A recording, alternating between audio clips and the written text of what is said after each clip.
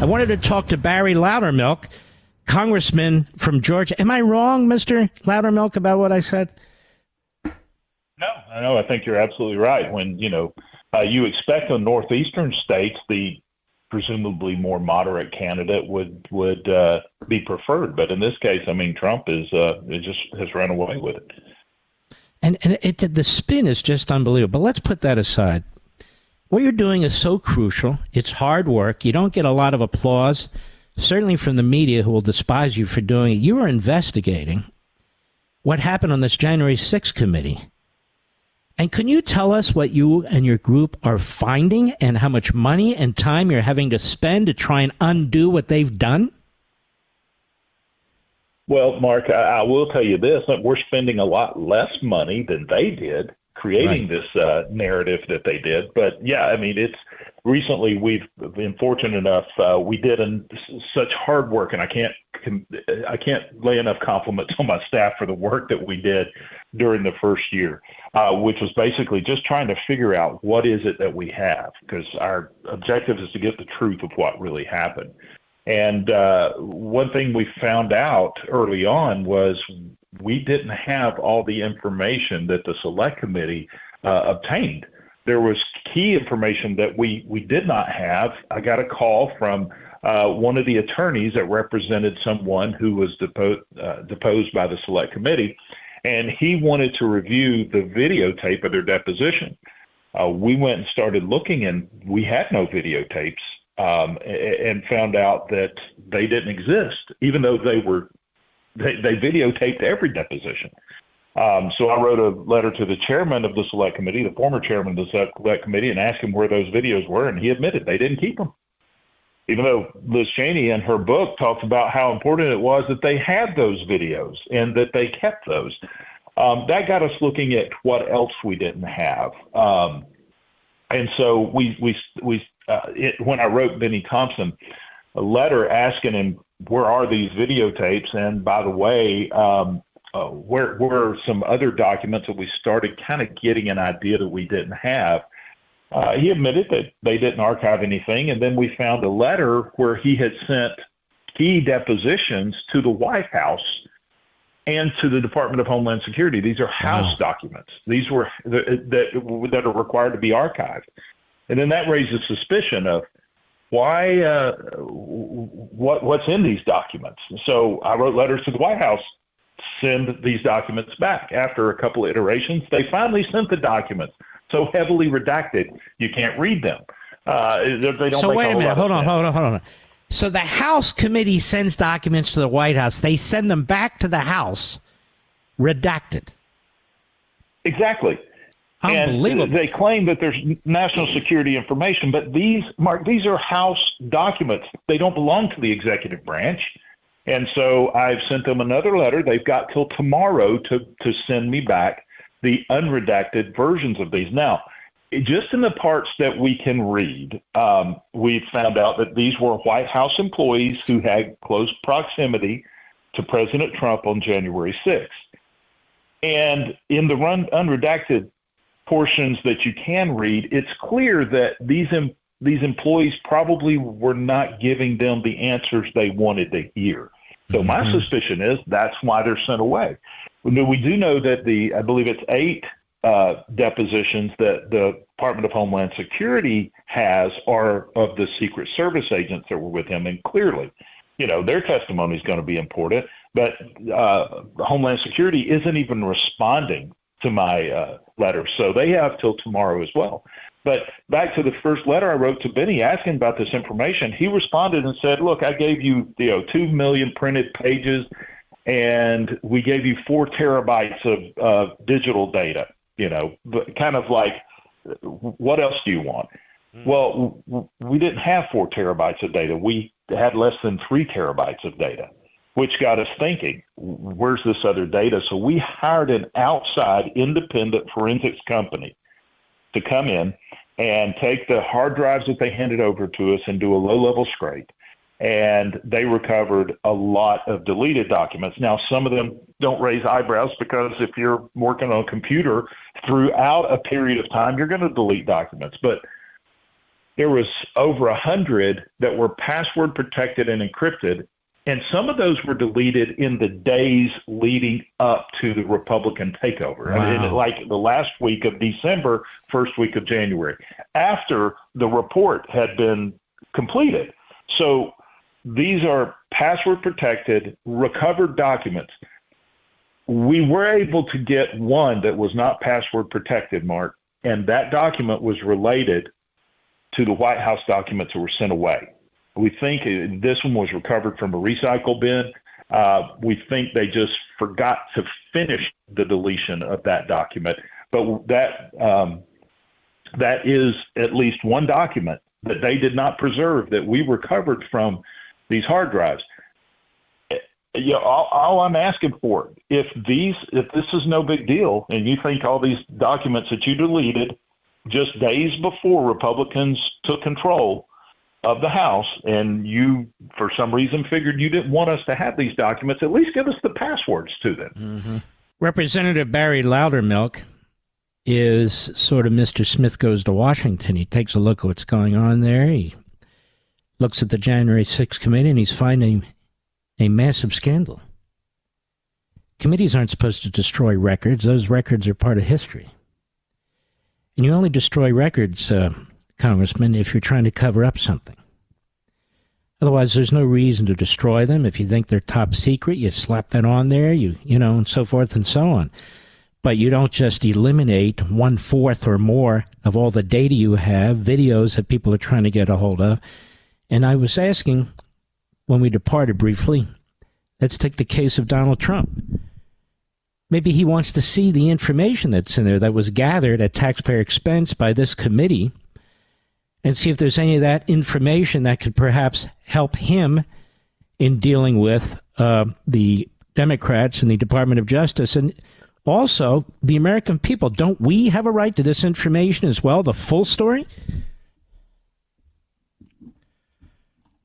People have a right to know what's happened going on with their government. Mm-hmm. That's the whole reason we're doing this investigation, is because the American people have a right to know. And it's important that we know the truth if we're going to ensure that something like this doesn't happen again.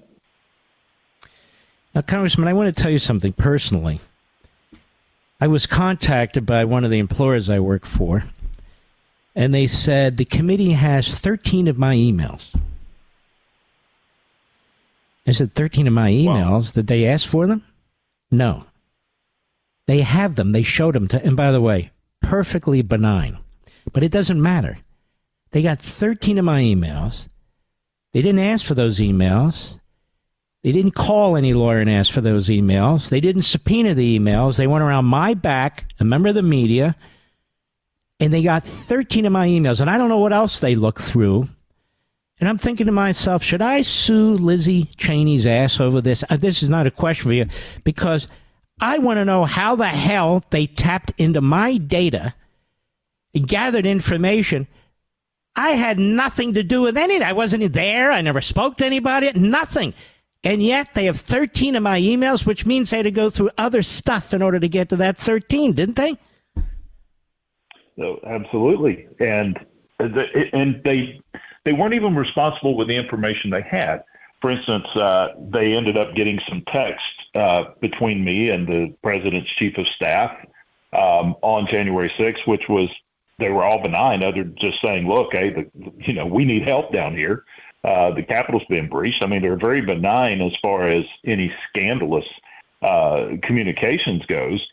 But somehow, right after they obtained all of these texts, CNN ends up with my cell phone number, my personal cell phone number. Yeah. And so there's only one way they could have gotten that, was from the select committee. But when they made a false accusation about me and some people that visited my office the day before, just constituents that came to my office, they came up with some crazy idea that, there were reconnaissance tours, which was proven to be innocent, that there was nothing there. They then doxed the name of people, two of the people that came to my office, and one of those got fired from a job, and they didn't do anything but come and visit their congressman. So this is the way that the committee acted. That besides these documents. I mean, they've admitted that they did not keep certain documents. These videos of the depositions are huge. I mean, people say, well, you've got the written transcript. Well, we're missing some of those, we know, but we do have those. But as one of the members on my subcommittee put it, who's an attorney, he said, here's what's important with the videos, because it's the statement, I shot the clerk, is a lot different than I shot the clerk. I mean, there's voice inflection, there's body language that goes along with it. And so it's just interesting that even Liz Cheney put in her book how important those videos were, that they videotaped every deposition, every transcribed interview, and how important those were to get to the truth. But they decided not to keep them. You know, in any other forum, whether it's a court, whether it is a school project or anything, you conduct yourself this way. You start destroying things, eliminating things so people can't really see what you've been doing, no transparency. This is supposed to be a republic. We, the people, are supposed to know everything that committee gathered. And we have a right to know if those committee members who've been given enormous media attention and have been promoted, in the media, and they're truth tellers, and they're getting awards and everything else. We have every damn right to know if there are those kinds of people and what our Congress was up to. And this is a massive cover-up. I'm sorry. I don't know how else. Now, you talk about the data. So we know about videos. We know about classified information. What about just regular data? Is there just a lot of data missing? There is. I mean, you're talking over 1 terabyte of data. What does that mean, 1 terabyte? Claims they handed. I mean, that is a significant amount of digital information. That could be the video files. That could be hundreds of transcribed interviews. We don't know. Benny Thompson said they handed over 4 terabytes of digital data. We've received less than 3. So it's, I have no idea what it could be. That is a huge amount of data. But they've claimed all along that, transparency was the most important thing to them. But my whole job has been to get to the truth. I've been trying to be very objective, and we've been very objective on this, not taking it from a bias one way or the other, just looking at the evidence and taking us where the evidence leads. But there's so many questions. Well, let me ask you a big question before we run out of time. Yes. Here's my big question. It'd be very difficult, I suppose, to start interviewing, deposing, questioning in any form you want members of Congress, but they did have a staff, and they had a large staff. They had former prosecutors on there. They had Democrat operatives on there. So is there anything that would stop you from using the power of the House of Representatives, with the Speaker and the others supporting you, to put some of these people under oath to find out what the hell happened to this taxpayer-funded material that belongs to the people and belongs to the government? We're going to use every tool available to get these documents. We're going to do it legally. We're going to do it ethically, but we're going to use every tool available. We could very possibly have hearings to bring in some of these people to answer questions under oath. Look, you don't even have to have swear somebody in. It's illegal to lie to Congress, right? Mm-hmm. So we're going to. Oh yeah, you have that new Enron. You got the Enron stat. You've got the Enron statute now. You can use that for obstruction. Exactly.